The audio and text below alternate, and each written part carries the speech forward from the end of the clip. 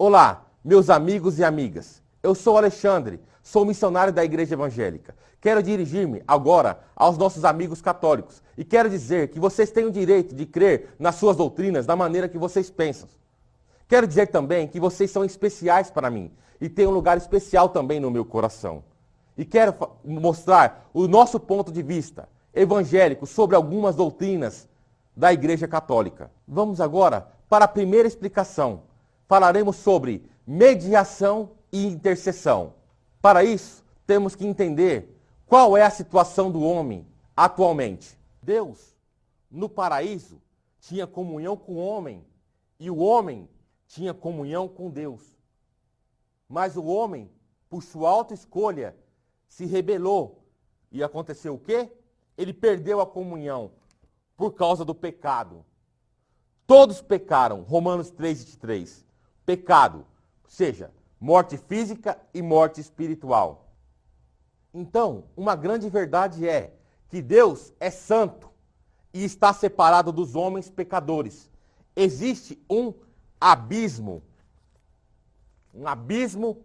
entre Deus e os homens, por causa do pecado. Então, nós, seres humanos, necessitamos de um mediador e um intercessor. Quero te fazer uma pergunta. Será que qualquer pessoa pode ser o nosso mediador, o mediador da humanidade? Uma pessoa que é uma pessoa boa, uma pessoa que fez muita caridade, alimentou famintos, cuidou de mendigos, de órfãos, cuidou de doentes? Ou será que só Jesus Cristo pode ser o meu mediador? Jesus Cristo viveu como um homem, nasceu de uma virgem, cresceu e foi injuriado, caluniado, mas em nenhum momento ele cometeu um só pecado e nenhum engano saiu da sua boca. E quero dizer a você que ele foi para a cruz e derramou o seu sangue. E porque não cometeu nenhum só pecado, o seu sangue pode nos purificar. Porque se Jesus tivesse cometido um só pecado, ele teria que morrer pelo pecado dele. Porque a Bíblia diz que o salário do pecado é a morte. Ou seja, separação física e espiritual. Mas ele venceu. O diabo tentou Jesus de várias maneiras para que ele caísse. Mas por amor à humanidade, ele se manteve firme e gritou na cruz: está consumado. E por isso, Deus o exaltou. E ele pode ser o único mediador entre Deus e os homens. Jesus Cristo é o único mediador. Está na Bíblia, em 1 Timóteo, capítulo 2, versículo 5. Porque há um só Deus e um só mediador entre Deus e os homens, Jesus Cristo, homem. Então, biblicamente, só há um só que pôde pagar a minha dívida. Mas aí você pode me dizer, a Bíblia fala de mediadores, como Moisés. É verdade, mas ele estava vivo. Quero dizer para você que se uma mãe chega aflita até mim, missionário Alexandre, minha filha está na prostituição, meu filho está nas drogas, está no tráfico, eu posso dizer a ela: olha, eu vou aconselhar ele, mas não vou só aconselhar, eu vou interceder por eles. Mas eu estou vivo. Se eu morro com Jesus Cristo, eu vou para o paraíso. E não tenho mais nenhuma comunicação com a terra. E se eu morro sem Jesus, eu vou ser condenado para o Hades. Nenhum homem tem o direito, depois da morte, de ir para o céu ou para qualquer outro lugar e interceder pela humanidade. Esse direito é dado só a Jesus. Hoje, Jesus exerce o ministério de sumo sacerdote. Ele está à direita do Pai, intercedendo pela humanidade. Um Deus santo, separado dos homens pecadores. Mas Jesus viveu a sua vida e morreu na cruz derramando o seu sangue. E gritou: está consumado. E ele é o único mediador entre Deus e os homens. Mas quero dizer uma coisa para você. Quando você pede para mais uma pessoa fazer a mediação, ou seja, um homem aqui pede, por exemplo, para uma pessoa chamada Santa Rosa interceder até Jesus e Jesus ir até a Deus, eu estou adulterando a Bíblia. Porque a Bíblia diz que há um só Deus e um só mediador entre Deus e os homens. Jesus Cristo, homem. Não tem como pôr outra pessoa, porque só ele pagou o preço. Quando os reformadores começaram a questionar os sacerdotes católicos sobre essas doutrinas, que não existia base bíblica, ou seja, de Gênesis a Malaquias, ou de Mateus a Apocalipse, não existia base para defender a intercessão de nenhum santo. O que a Igreja Católica fez? Ela convocou o Concílio de Trento. E neste concílio, que foi feito em 1546, a Igreja Católica acrescentou mais 7 livros apócrifos, ou seja, que não têm inspiração de Deus. E para justificar essa heresia de que homens que já morreram podem interceder por humanos na terra, a Igreja Católica usou o livro de 2 Macabeus, capítulo 15, versículo 12 ao 15, onde um sumo sacerdote chamado Onias e o próprio Jeremias, profeta, intercedem pelo povo e pela cidade santa. Mas cremos que isso não é de Deus, porque esses livros não têm inspiração bíblica, não são considerados no cânon, são livros apócrifos. Então nós, evangélicos, acreditamos que o nosso único mediador e intercessor é somente Jesus Cristo. Agora, queremos falar sobre a segunda verdade. Será que podemos crer na doutrina chamada purgatório? Nós, evangélicos, cremos que quando uma pessoa morre, salva, ela vai para o paraíso, como Jesus falou para o ladrão na cruz. Hoje mesmo estarás comigo no paraíso. Mas se uma pessoa morre sem se arrepender, sem nascer de novo, ela é jogada no Hades, um lugar que já é de sofrimento. E no trono branco ela vai ser julgada. E todo o Hades e as pessoas que nele estiver serão jogados no lago de fogo, onde terá o sofrimento eterno, de eternidade a eternidade para todo sempre. Agora, queremos falar sobre o purgatório. Que lugar é esse? Segundo a Igreja Católica, esse é um lugar de purificação e cumprição de pena. O fogo do purgatório deve ser temido. Um dia só no purgatório, segundo a Igreja Católica, equivale a milhares de dias sofrendo aqui na terra. A palavra purgatório não existe na Bíblia. Ela vem do latim purgare, que significa purificar. Quem são as pessoas que vão para o purgatório? Segundo a Igreja Católica, são a alma de pessoas que morreram na graça e eram batizadas, mas não eram pessoas boas o suficientes para ir para o céu. E também não eram ruins o suficiente para ser condenadas, ou seja, os pecados capitais ou mortais. Eram pessoas que tinham pecados leves ou veniais. Essas pessoas são jogadas no purgatório e passam ali por sofrimento para se purificar. E mais uma coisa que a Igreja Católica diz: se uma pessoa é católica e tem um parente no purgatório, ela pode fazer 3 coisas para ajudar a ele. Primeira, fazer preces. Segunda, rezar missas. E terceira, dar esmolas com intenção nas almas. Essa terceira situação de dar esmolas com intenção nas almas é como se jogasse água no fogo do purgatório e aliviasse o sofrimento da alma que ali está. Mas nós evangélicos não vemos base bíblica para acreditar nessa doutrina. De Gênesis a Malaquias, de Mateus a Apocalipse, não tem base para defender essa doutrina. O que a Igreja Católica fez então? Convocou o Concílio de Trento e incluiu 7 livros apócrifos. E nesses 7 livros está o livro de 2 Macabeus, capítulo 12, versículos 43 e 47.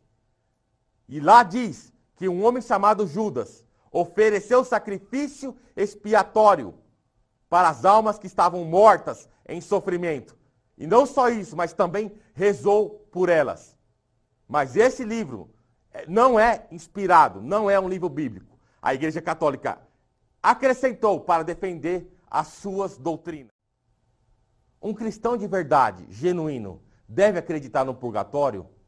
Eu creio que não. Porque Jesus já pagou toda a dívida levou na cruz o nosso sofrimento, as nossas maldições, o castigo que nos traz a paz estava sobre ele. Acreditar no purgatório, num fogo, é trocar o sangue de Jesus puro por um suposto fogo purificador.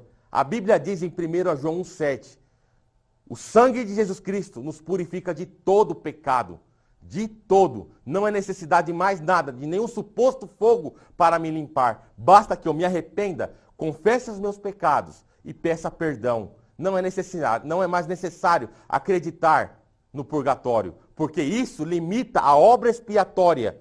Todo o sofrimento de Cristo limita a ele sobre tudo que ele fez. Então, nós evangélicos não acreditamos que há um terceiro lugar, um lugar para expiar os nossos pecados, porque Jesus já pagou toda a nossa dívida. Será que é errado um cristão genuíno ter em sua casa uma imagem de escultura?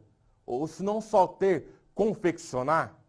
Será que a Bíblia condena isso? Será que a Bíblia aprova? Vamos ver se há base bíblica para isso. Quero ler um texto que se encontra em Êxodo 20, versículo 3 ao 5. Não terás outros deuses diante de mim. Não farás para ti imagem de escultura, nem semelhante alguma do que há em cima nos céus, nem embaixo na terra, nem nas águas debaixo da terra. Não as adorarás, nem lhes darás culto, porque eu sou o Senhor teu Deus zeloso, que visito a iniquidade dos pais dos filhos até a 3ª e 4ª geração daqueles que me aborrecem. Mas algum católico pode dizer, nós só fazemos imagens de escultura de pessoas que foram boas. Mas não. Não podemos fazer só de pessoas que foram más, ou de coisas diabólicas e de religiões pagãs. Mas isso não é a verdade. Porque nesse texto que eu li aqui, e vou repetir, não farás para ti imagem de escultura, nem semelhante alguma do que há em cima, nos céus, nem embaixo na terra.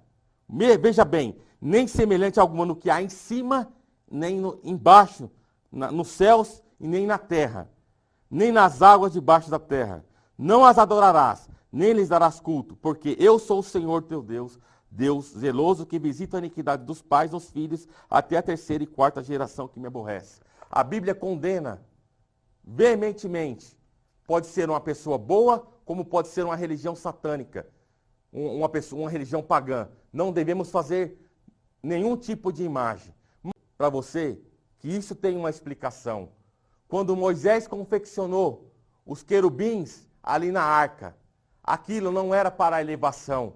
Aquilo tinha um sentido ornamentário e simbólico, porque os querubins simbolizavam a presença de Deus. Não foi para elevar, mas simplesmente por uma questão ornamentária e simbólica. Mas então, por que Moisés levantou uma serpente lá no deserto? Também ela não foi adorada. Foi simplesmente para olhar. Aquilo era um símbolo de Cristo. Porque o próprio Jesus falou, como a serpente foi levantada no deserto, assim o Filho do Homem será levantado. E tem aí o terceiro caso. Na confecção do templo, o rei Salomão, no livro de 1 Reis, capítulo 6, versículo 23 ao 35, capítulo 7 ao 29, mandou confeccionar querubins, palmas, flores, bois e leões. Mas aí é nítido, não foi para elevação, mas sim por ornamento, para ornamentar. Então, idolatria, imagens feitas de escultura, não há base bíblica. Esses únicos 3 casos são de ornamentação e simbólico. Em nenhum deles Deus aprovou a idolatria. Quero dizer também agora uma coisa muito triste.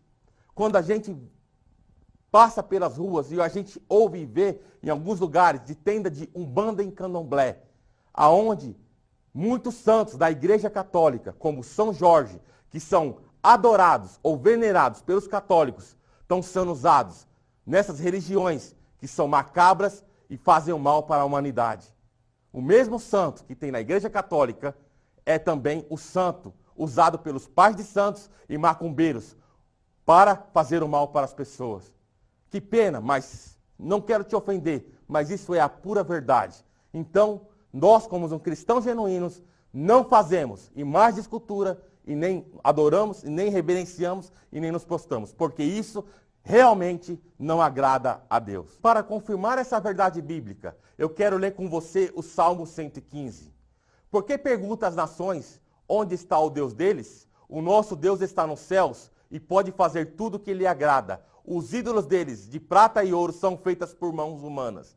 Tem boca, mas não podem falar. Tem olhos, mas não podem ver. Tem ouvidos, mas não podem ouvir. Tem nariz, mas não podem cheirar. Tem mãos, mas não podem apalpar. Tem pés, mas não podem andar. E não emite som algum com a sua garganta. Olha agora o resto e o complemento desse salmo. Torne-se como eles, aqueles que o fazem e todos que neles confiam. Só quero repetir. Torne-se como eles, aqueles que o fazem e todos que neles confiem. Portanto, não faça mais imagens de escultura. Não há base bíblica para isso. Queremos questionar agora a quarta doutrina católica. Será que devemos adorar a Maria? Será que devemos reverenciá-la? Quero dizer uma coisa muito importante. Um evangélico, um cristão que fala mal de Maria, é porque não conhece a Bíblia. Maria é a mulher mais bem-aventurada de toda a terra. Ela foi virgem e recebeu a Jesus em seu ventre. Ela correu risco de vida. Foi privilegiada, tinha um caráter excelente. Foi uma pessoa muito usada por Deus. Portanto, um cristão ou um evangélico que fala mal de Maria é porque não conhece a Bíblia. E você, católico, que também gosta muito dela e adora, nós queremos só conversar com vocês e explicar a crença evangélica. Maria não é mãe de Deus para nós evangélicos. Por quê? Jesus tem duas naturezas. Ele é 100% homem e 100% Deus. Maria não é mãe de Deus. Maria é mãe do Jesus 100% homem. Porque Deus não pode ser criado. Essa confusão foi feita no concílio de Éfeso em 431 depois de Cristo. Esse concílio foi convocado e eles chegaram à conclusão que se Maria é mãe de Deus, é mãe de Jesus, e Jesus é o Cristo, é Deus, então Maria é mãe de Deus. Mas na verdade eles não souberam separar isso. As duas naturezas genuínas de Cristo, o 100% homem e o 100% Deus. Mas queremos frisar, Maria foi uma pessoa muito especial e tem uma importância muito grande para nós evangélicos. E tem coisas que ela nem sabe, porque ela está no paraíso, que os homens fizeram com ela. Queremos só citar algumas coisas. No ano de 431, no século V, o concílio de Éfeso, Maria é declarada mãe de Deus. No ano 649 depois de Cristo, no século VII, no concílio de Latrão, Maria é proclamada a virgindade de Maria. No ano de 787 depois de Cristo, século VIII, no concílio de Nicéia, foi instituído o culto a Maria. No ano de 1854 depois de Cristo, no século XIX, o Papa Pio IX decretou a Imaculada Conceição de Maria. E no ano de 1950 depois de Cristo, no século XX, o Papa Pio XII declara a Assunção de Maria. Ela não soube disso que os homens fizeram com ela. Ela foi uma tremenda serva de Deus. Mas isso não nos dá direito de elevar e querer dizer que ela é a mãe de Deus e está como uma quarta pessoa da Trindade. Não. Maria tem a sua importância para nós. E nós a reverenciamos. E queremos dizer e frisar mais uma vez que nós cristãos evangélicos temos um carinho e um apreço muito grande por ela. Porque foi a mãe do nosso Salvador e ela carregou ele no seu ventre. Mas nós não adoramos Maria e não cremos que ela está intercedendo por nós. Porque nesse exato momento ela está lá no paraíso com Jesus Cristo, seu Filho. Sem interceder por nós. Porque ela também pecou. Porque a Bíblia diz em Romanos 3, 23, que todos pecaram. Então Maria também teve pecado. Porque senão eu tenho que rasgar a Bíblia em Romanos 3, 23, que lá está escrito, todos pecaram. E Maria foi uma simples mulher, com seus valores, e também pecou. Que Deus possa abençoar você. A primeira, a mediação. Vemos que só Jesus é o nosso mediador e intercessor. Depois, sobre o purgatório, não cremos assim, porque anula o sacrifício de Cristo. Depois, falamos sobre a idolatria. Vemos que não há base bíblica de Gênesis a Malaquias, de Mateus a Apocalipse. Os três casos, a Neustã, o querubim e os ornamentos do templo, o boi, as flores, tudo que foi feito foi por uma questão ornamentária e simbólica. E também agora, mostramos para você que Maria é foi muito privilegiada e muito querida por nós evangélicos, mas ela não pode interceder por nós, porque foi mulher e também pecou e está agora no paraíso. E quero fazer um apelo a você que está assistindo essa videoaula, você que é católico. Eu quero te falar uma coisa. A Bíblia diz que Deus não toma o tempo nosso por ignorância, que a gente comete erros sem saber. Essa videoaula tem a intenção de mostrar a verdade para você. E se você sentiu verdade no que dissemos aqui e quer hoje ter um encontro pessoal com Jesus Cristo, ore agora e peça perdão a Ele por você ter errado e ter cometido pecados. E peça a Ele que entre verdadeiramente em sua vida e mude. Porque Deus quer que nós nos arrependamos e sigamos a Bíblia. Nós evangélicos não somos melhor que ninguém, mas nós reverenciamos a Bíblia. De Gênesis a Malaquias, Velho Testamento, e de Mateus a Apocalipse, Novo Testamento. Não queremos ofender e nem diminuir a crença de ninguém, mas nós queremos a verdade, e a verdade está nas Escrituras. Que Deus possa te abençoar. Aceite a Jesus. Procure uma igreja evangélica que honre a palavra de Deus, que siga a palavra de Deus e siga o seu caminho, porque Jesus breve voltará. E aqueles que servem a Bíblia de verdade e vivem, terão o seu galardão e morarão eternamente na Nova Jerusalém com o nosso Senhor e Salvador Jesus Cristo. Aceite a Jesus, que Ele tem um plano maravilhoso na sua vida. Não a religião e não a dogmas de homens, mas sim a um Deus vivo, a um Deus verdadeiro, ao Deus da Bíblia. Amém. Que Deus possa te abençoar.